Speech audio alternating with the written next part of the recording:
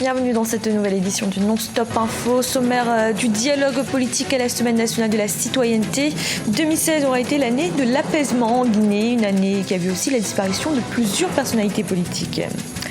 Les entreprises locales en Afrique confrontées à de nombreuses difficultés. Le ralentissement économique a été un nouvel obstacle en cette année 2016.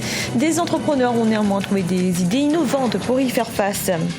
Et l'Algérie double son quota de pêche de thon rouge. C'est ce qui ressort des négociations avec la Commission internationale pour la conservation des thonidés de l'Atlantique.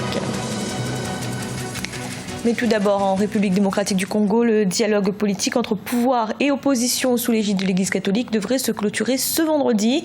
Les évêques ont en effet annoncé leur intention de mettre un terme aux négociations avec ou sans consensus. Jeudi, la conférence épiscopale a rencontré le président Joseph Kabila pour lui présenter un protocole d'accord qui pourrait le conduire à quitter le pouvoir d'ici un an.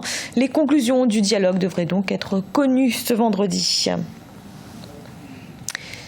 En Guinée, 2016 fut une année apaisée. Les conclusions de l'accord issu du dialogue politique sont progressivement en train d'être mises en place. De même pour la Commission de réconciliation nationale qui a achevé son rapport de consultation. Reste que cette année 2016 a également vu la disparition de plusieurs personnalités politiques. Reportage de notre correspondant Emmanuel Milimono. Entre tristesse, joie et sursaut national, la Guinée a connu une année 2016 pleine de rebondissements. Le 7 janvier 2016, Georges Gandhi Faragay Tunkara, un des candidats malheureux à la présidentielle d'octobre 2015, succombe à une crise cardiaque à Conakry. Le 29 janvier 2016, c'est l'ancien Premier ministre Jean-Marie Doré qui rend également l'âme des suites de maladies. Il a fait partie avec le professeur Alpha Condé, le professeur président de la République, avec M. Siradou Diallo, avec Ba Mamadou, le quatrion qui a animé la vie politique guinéenne et qui est à l'origine du projet de démocratisation. Cette année, la commission provisoire de réflexion sur la réconciliation nationale a bouclé son rapport de consultation. Le chemin semble ainsi balisé pour lancer le processus qui permettra aux Guinéens de faire face à l'histoire, leur histoire. Notre pays ne peut prospérer en faisant fi de son passé qui n'a pas été un peu glorieux.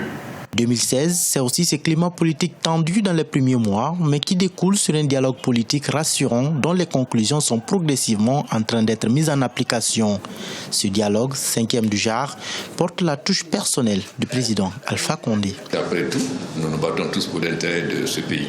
Que ce soit ce qui s'est passé hier ou aujourd'hui, je pense que chacun de nous a été éclairé. On a également obtenu du président de la République un engagement fort de veiller à l'application des décisions de dialogue politique.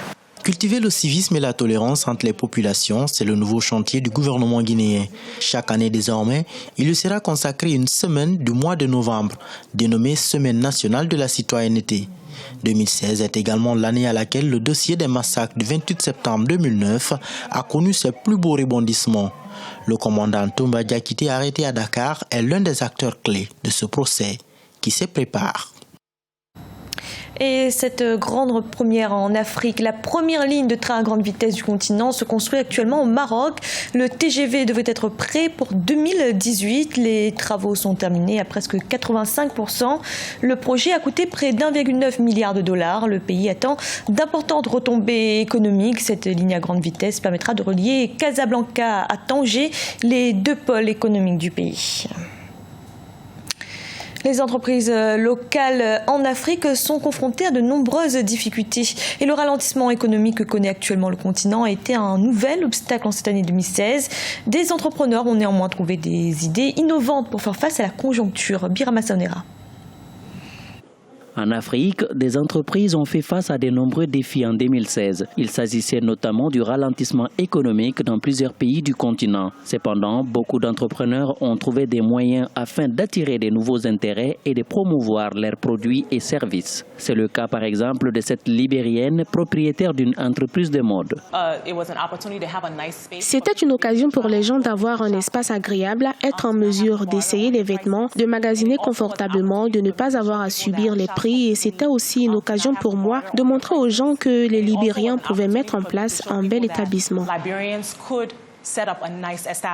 Au Nigeria, suite à la chute du prix du pétrole, le gouvernement a mis en place des restrictions sur les importations dans le but de stimuler l'industrie locale. Cette décision gouvernementale a amélioré la performance de certaines entreprises locales qui faisaient souvent concurrence avec des grandes sociétés étrangères. Les gens décrient et critiquent la dévaluation du Naira, l'économie ralentie, tant de choses ne vont pas.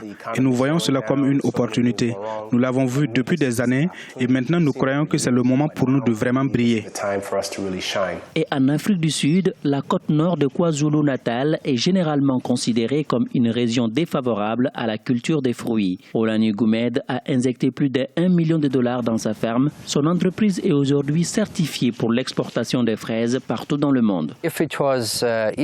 S'il était facile de cultiver et de vendre, tout le monde le ferait. Le fait que peu de gens le fassent montre qu'à un certain moment donné, il y a un risque élevé et le risque se situe au niveau de la production. Pour ce qui est de la vente, les fraises se vendent vraiment bien.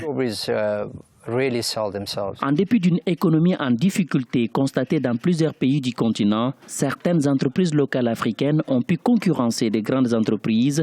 Elles ont pu tirer leur épingle du jeu durant l'année 2016 et espèrent accroître leur chiffre d'affaires durant l'année 2017.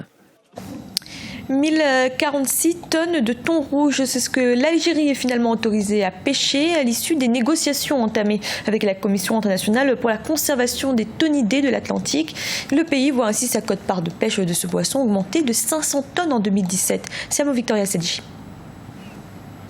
L'Algérie vient de voir son quota de pêche de thon rouge rehaussé par la Commission internationale pour la conservation des thonidés de l'Atlantique, CICTA, suite à une série de négociations devant permettre d'exonérer les pays qui, au cours de ces derniers mois, ont respecté les règlements de pêche. La demande algérienne a pu obtenir 5% de plus sur les 2% que le pays détenait jusqu'en 2016, ce qui porte finalement à 1046 tonnes le nombre de thon rouge que pourra obtenir l'Algérie des eaux de l'Atlantique contre 546 fixé initialement sur 2017. Il y a un avantage pour l'Algérie, c'est que ainsi elle pourra combler le déficit algérien en termes de thonidés et en termes de consommation de poissons qu'elle devait payer cash à d'autres pays qui le pêchaient pour elle. Cette quote-part est issue d'une augmentation graduelle depuis 2014 où la part de pêche de l'Algérie s'élevait à 243 tonnes permises. En 2015, elle est passée à 370 tonnes pour atteindre 460 tonnes en 2016 et enfin 546 en 2017. Ce seuil historique de 5% du total admissible de capture est une opportunité pour le pays, mais il devra le conserver au risque de se le voir retiré, comme ce fut le cas en 2010, lors de la 17e réunion annuelle de la CICTA,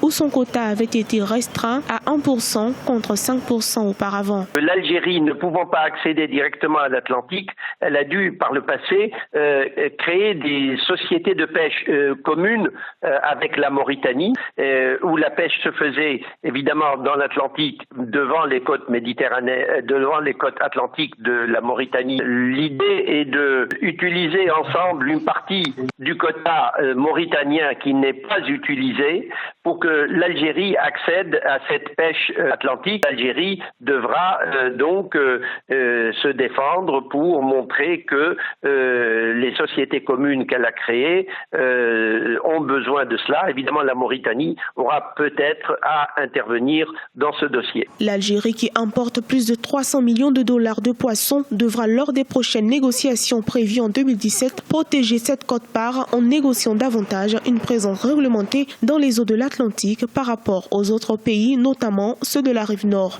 Un argumentaire qui déterminera si oui ou non cette quote-part sera conservée en 2018. Ce journal a été réalisé par l'ensemble de la rédaction. Merci de l'avoir suivi. Retrouvez dans un instant une nouvelle édition de l'information.